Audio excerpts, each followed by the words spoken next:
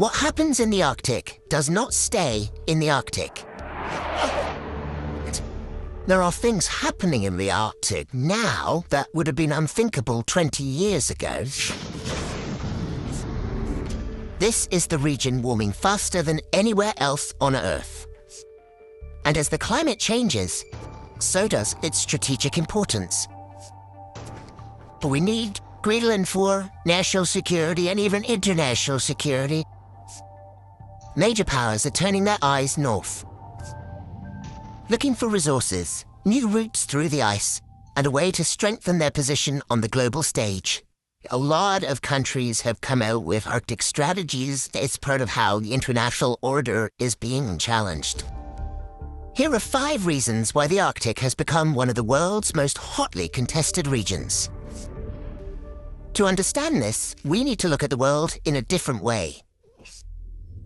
Far from just a frozen ocean, 8 countries have territory in the Arctic Circle. The United States, Canada, Greenland, which is a semi-autonomous part of Denmark, Iceland, Norway, Sweden, Finland, and Russia.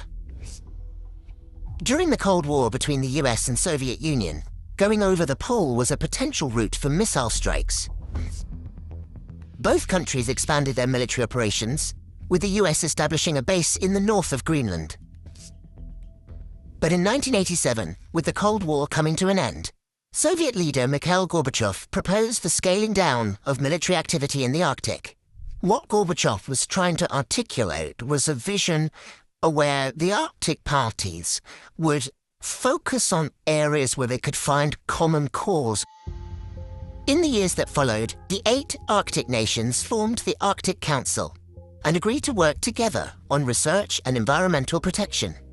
Arctic and non-Arctic states opened research bases, with countries like China, India, and South Korea investigating how the region impacts weather patterns thousands of kilometers away in Asia. The Arctic has had this reputation of being sort of an exceptional place of peace and cooperation. That narrative continued until Russia's invasion of Ukraine.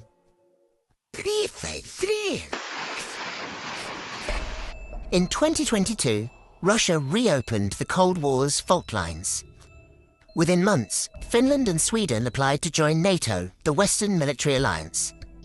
The Arctic map became Russia on one side and NATO members on the other.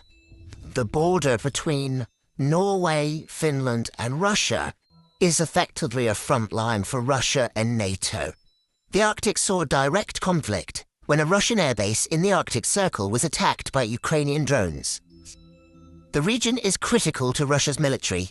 Most of its nuclear capability is based there. Я почерпну. Россия никогда никому не угрожала в Арктике. Но мы внимательно следим за развитием ситуации. Выстраиваем адекватную линию реагирования. Russia has reopened dozens of Soviet-era bases and used Arctic waters to test hypersonic cruise missiles. Russian and American fighter jets have come into close proximity in the skies near Alaska. And the West is also expanding its Arctic presence. 2024 saw NATO's biggest drills in the region since the Cold War. The US Army has reactivated a specialized Arctic force in Alaska, and President Trump has proposed something bolder. We need Greenland for national security and international security, so I think we'll go as far as we have to go. We need Greenland, and the world needs us to have Greenland. The US still has a military base in Greenland, and the response to Mr. Trump's suggestion was clear. Jamen, Grønland grønlændernes, og Grønland en del af det danske kongerige, og de kommer ikke til at ændre sig. Polls suggest most Greenlanders don't want to be part of the US. The majority want to be independent. For Donald Trump, a strong presence in the Arctic is key to countering the partnership between Russia and China, which the two countries describe as a friendship without limits. You don't even need binoculars. You look outside, you have China, ships all over the place. You have Russian ships all over the place. We're not letting that happen. Russian and Chinese Coast Guard ships have carried out joint patrols in the Arctic Ocean, and bombers from both countries have flown together near Alaska. This is the first time that we've seen these two countries fly together. I like that. The worry is that some of those drills, exercises, patrols might generate a risky escalation, a miscalculation. China says its actions are about deepening cooperation with Russia and aren't aimed at third parties. However, this relationship has tensions of its own. There's been a danger that Russia's fully aware of, is that the more and more it collaborates with China, the more it's giving China legitimacy to act as a very powerful near-Arctic state. China describes itself as a near-Arctic state, despite being 1,400 kilometers from the Arctic Circle. In 2018, it launched a range of investment projects it called the Polar Silk Road, but it's hit roadblocks in communities wary of being over-reliant on China. They want to be a polar superpower. We want a relationship to China, but we do not want to be dependent on China. There's no question that it was trying to sort of have a significant impact in the Arctic, but it hasn't come to fruition.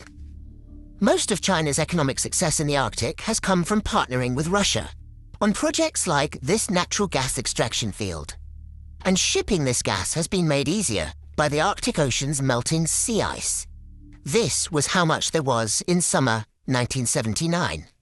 And this is in 2024, a reduction of 2.6 million square kilometers, which is roughly the size of Argentina.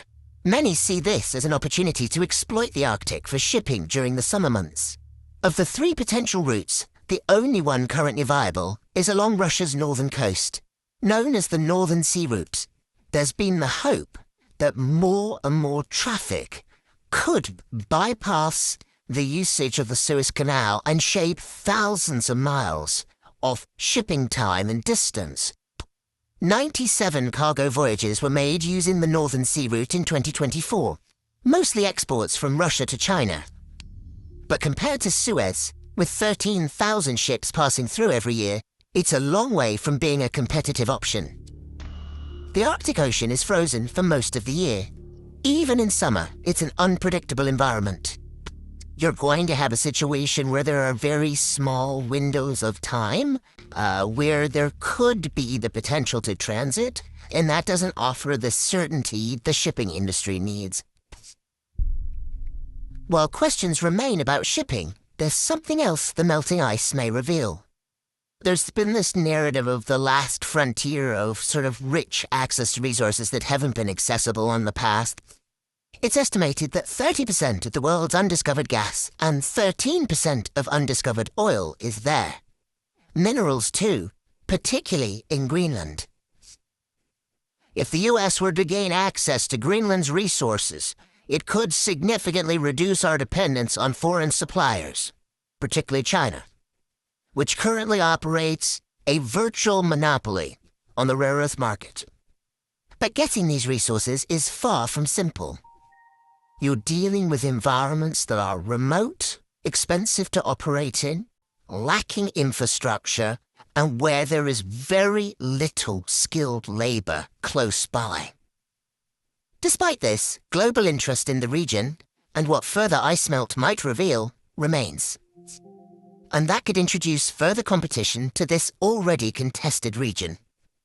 15 years ago, you would have said, the Arctic is a region best characterized by high north, low tension. Now, we should adapt that slogan to high north, high tension.